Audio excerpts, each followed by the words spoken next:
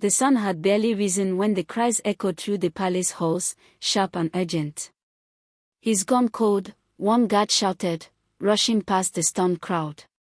The young prince lay slumped on his golden bed, pale and trembling, a sweat sheen covering his fevered skin. The king's hands shook as he held the boy's frail body, while the queen's sobs pierced the stone walls. Desperate doctors hovered, offering remedies and herbs, but their attempts were futile. Whispers filled the room, dark and fearful, until the head of the royal physicians finally muttered, "Only a healer of rare skill can save him now. No one in the kingdom has the knowledge." Far beyond the palace, in the quiet shadow of the forest, a young girl moved swiftly among the herbs and roots scattered along the dirt path. Her small hands brushed the leaves with care, murmuring words she had learned from her grandmother, a woman who had once been called the kingdom's most gifted healer. The girl's name was Liora, and though she was poor and often overlooked, the forest knew her. The animals trusted her, the herbs flourished under her care, and the sick found hope in her simple hands. When a messenger arrived at her village, clad in the colors of the palace, Liora's heart pounded before she even heard the words. "The prince, he is gravely ill. They say no one can save him. But if you can, the kingdom will reward you greatly," the man said, bowing low, his face serious. Liora stared at him, her fingers tightening around the basket of herbs she carried. She had never seen a prince, let alone a palace. Her life had been one of quiet tending, of healing what she could and surviving what she must. But the desperation in the messenger's voice stirred something in her, a call she could not ignore. By the time Liora arrived at the palace, the sun had climbed higher, casting a golden glow over the vast stone walls and intricate gardens. Guards eyed her suspiciously, but the king, pale and anxious, welcomed her with trembling hands. She was led swiftly to the prince's chamber. There, the boy lay still, his chest rising and falling in shallow waves. Liora knelt beside him, letting her eyes sweep over his small form. "I'll do what I can," she whispered softly, almost to herself. The prince's eyes fluttered open, weak and confused. "Who are you?" he asked, his voice a mere breath. "A healer," Liora replied gently. "I will try to help you. Can you save me?" The fear in his voice was tangible, and Liora's heart clenched.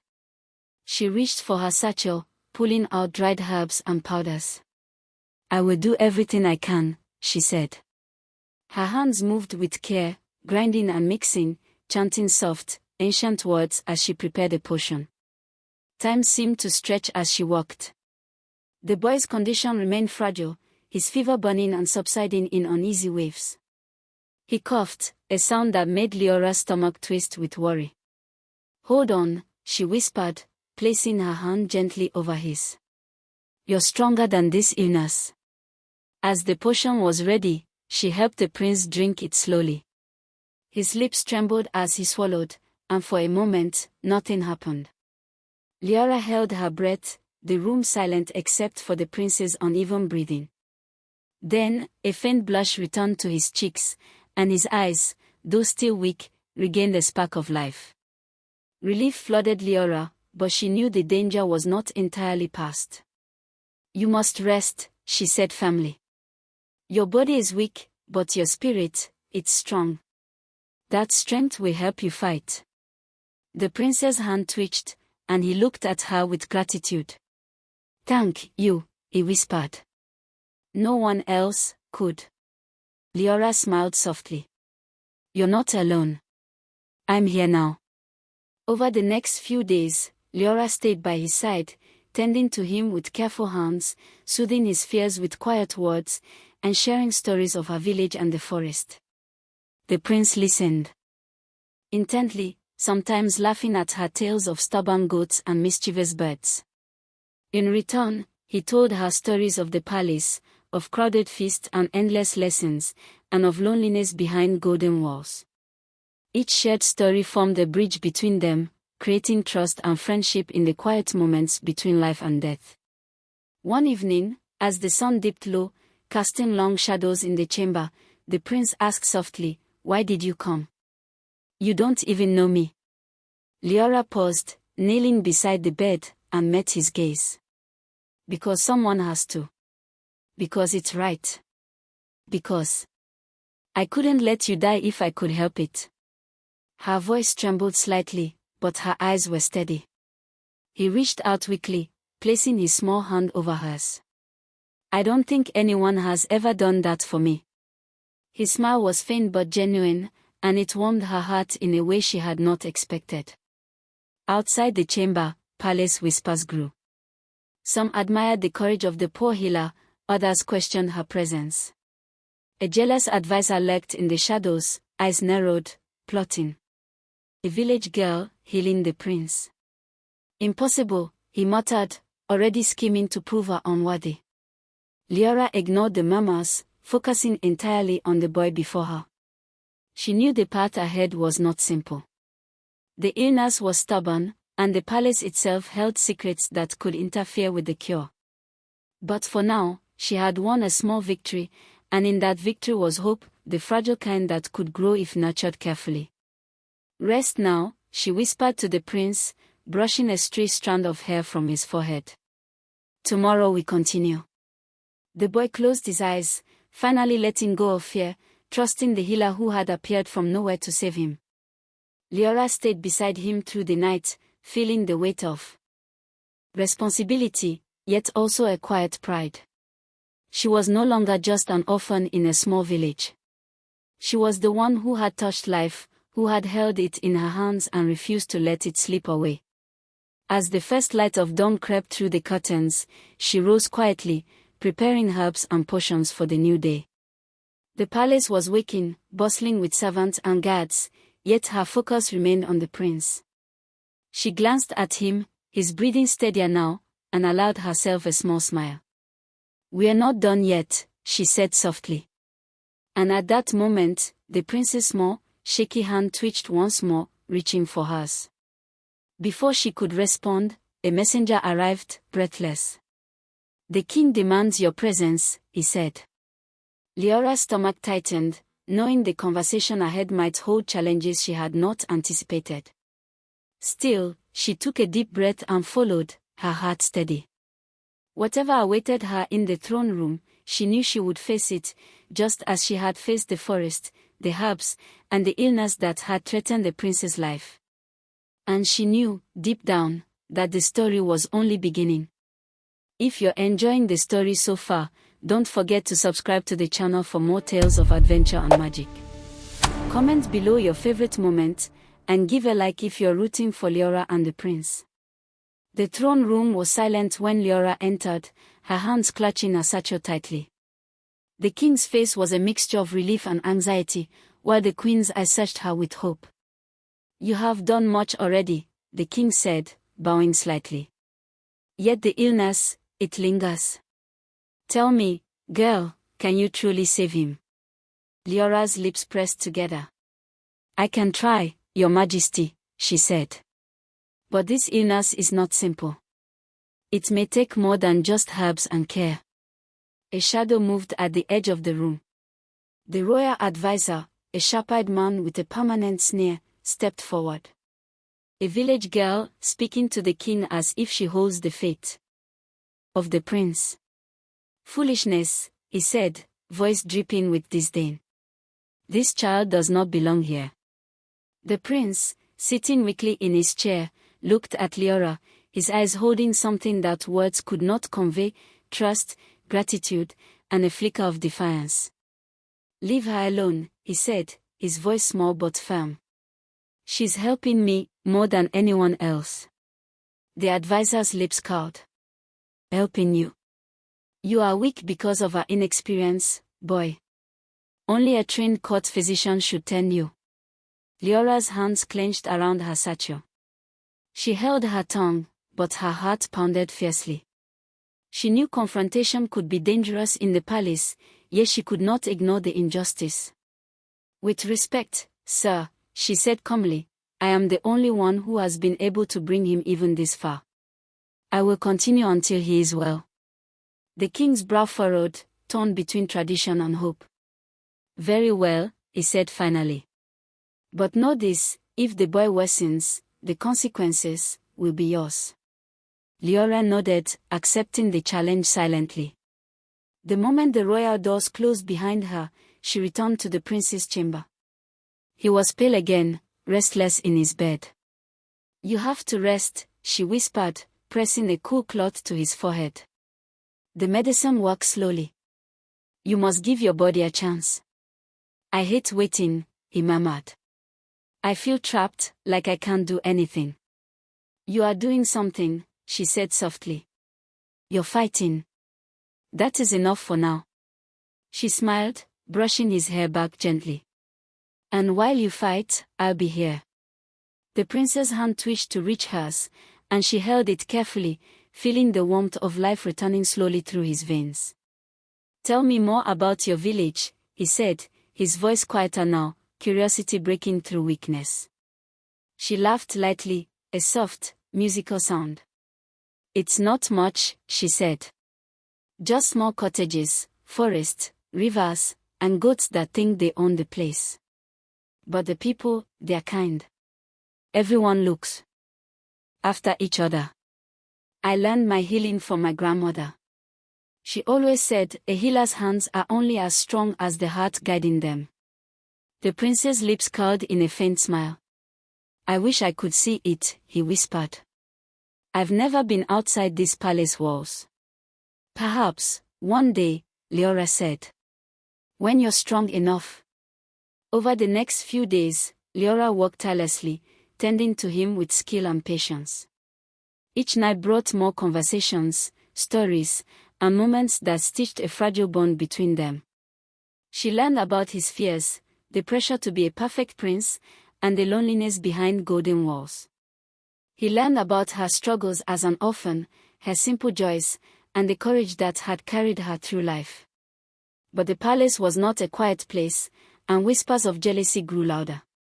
The royal advisor plotted in the shadows, questioning every decision, trying to find a flaw in the healer's care. He went to the king one afternoon, his voice low but venomous. The girl is meddling with forces she does not understand. What if her methods worsen the boy's condition?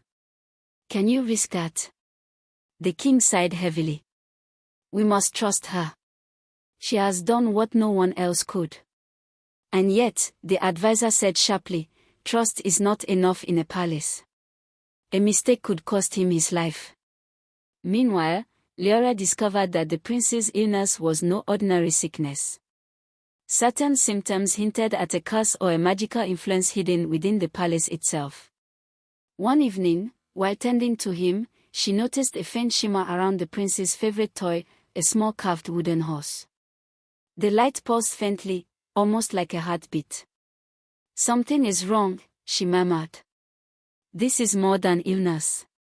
The prince frowned weakly. Do you mean, someone cursed me? I don't know yet, she admitted, but we will find out. And we will fight it together. Their conversation was interrupted by a sudden thud outside the chamber door. Liora's heart jumped. The royal advisor had been seen lurking, and she feared he might interfere. She moved the prince gently, covering him with blankets and preparing herself for confrontation. The door opened slowly, revealing not the advisor, but a young servant girl, frightened and hesitant. Please, she whispered. I overheard, the advisor, he plans to take something from the prince's room tonight. Liora's eyes narrowed. What is he after? I don't know, the girl said, trembling. But he's dangerous. He's been speaking with someone in secret. Liora nodded, gratitude flashing in her eyes. Thank you for telling me. Go back quietly, and say nothing. Once the door clicked closed, she turned to the prince. It seems we must be careful. The palace holds more than walls, it hides secrets. He looked at her, weak but resolute. Then we'll face it together. I trust you. She smiled faintly, squeezing his hand. And I trust you, too. That trust is our greatest weapon. The night deepened, the shadows long across the chamber floor. Liora kept vigil, mixing herbs and checking the prince's pulse, her mind racing with thoughts of protection and cure. In her heart, she knew the days ahead would test her skills, courage, and the bond she had formed with the boy. But she also knew something vital: hope could thrive even in fear. By the next morning, a slight improvement was visible. The prince's cheeks were warmer, his breathing steadier. "I feel better," he said, almost in disbelief. "You are," Liora said gently. "But we mustn't celebrate too soon. We have more to do, to be sure." Over the following week, they shared quiet moments that felt like lifetimes. They spoke of dreams, fears, and the courage it took to face the unknown. The prince began to smile more, his laughter faint but real, and Liora felt a sense of fulfillment she had never known.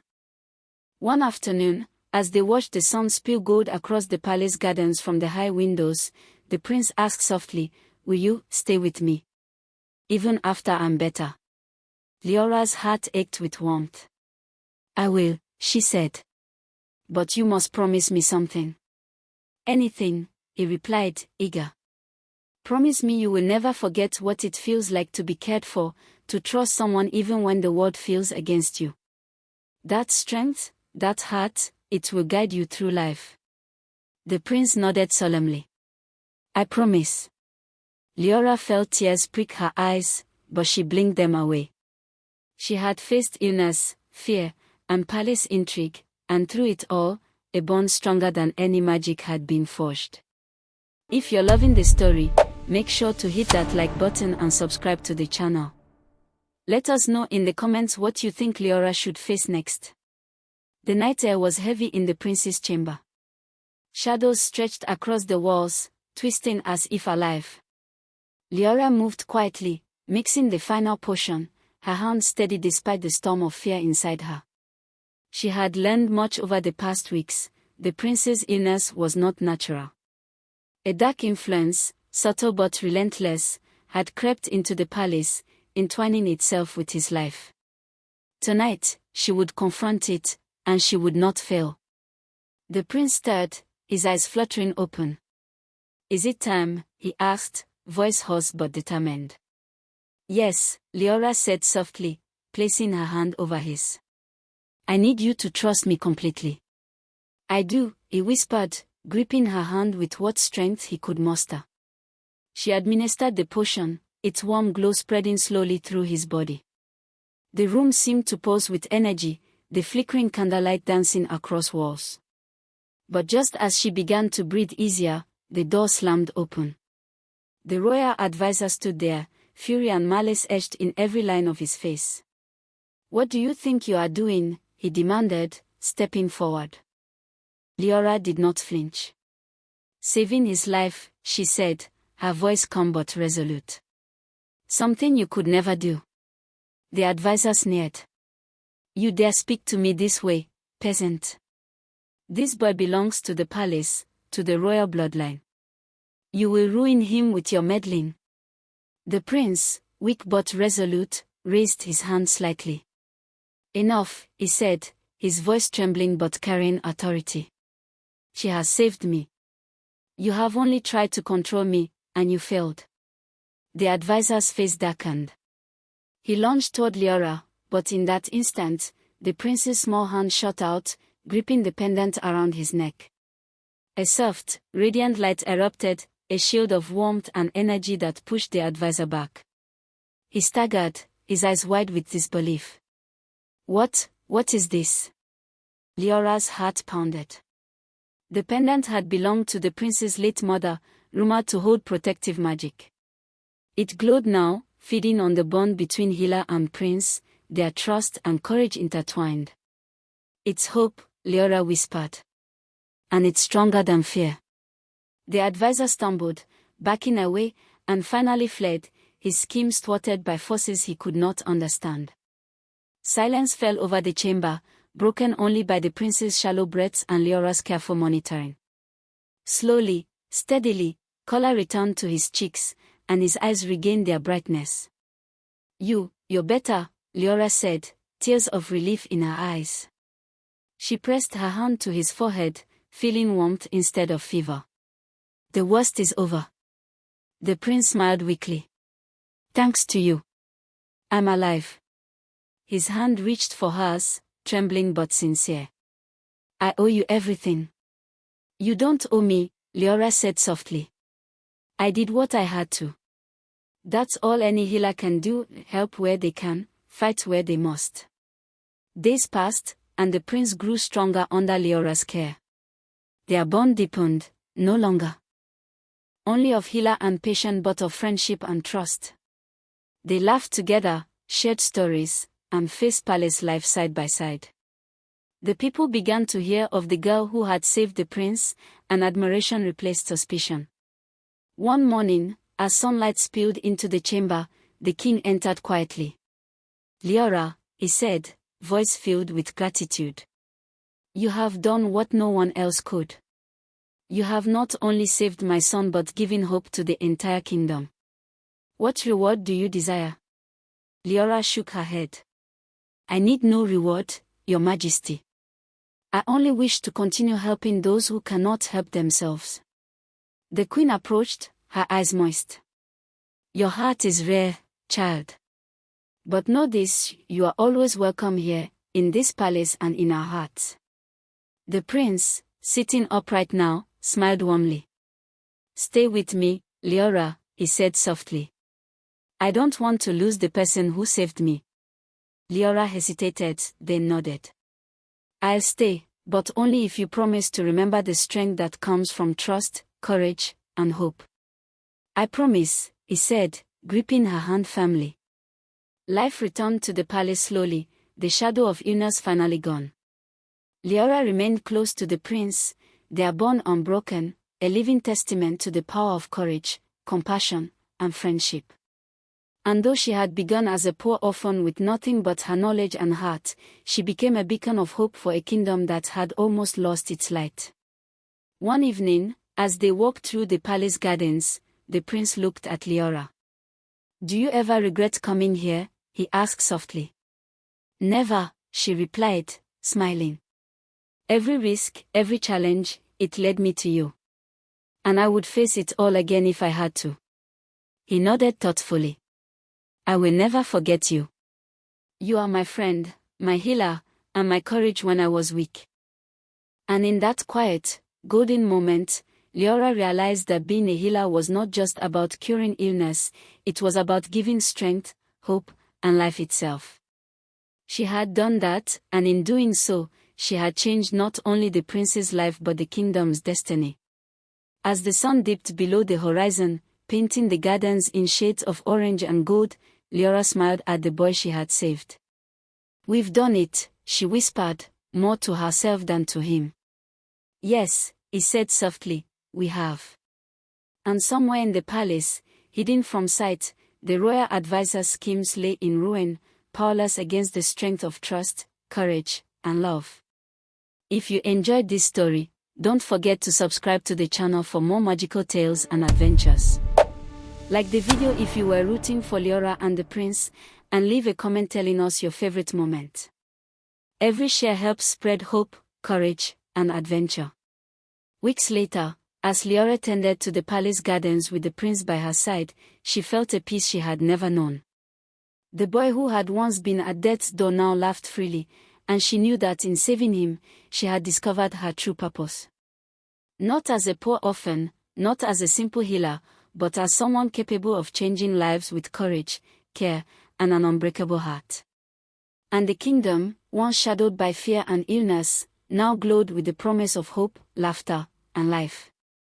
The poor healer orphan had saved the prince, and in doing so, had woven herself into the very heart of the kingdom. Remember, heroes can come from anywhere, even the smallest village, even the quietest life. If this story inspired you, hit subscribe, leave a comment, and like the video to join us for more enchanting adventures. Every click brings the magic alive.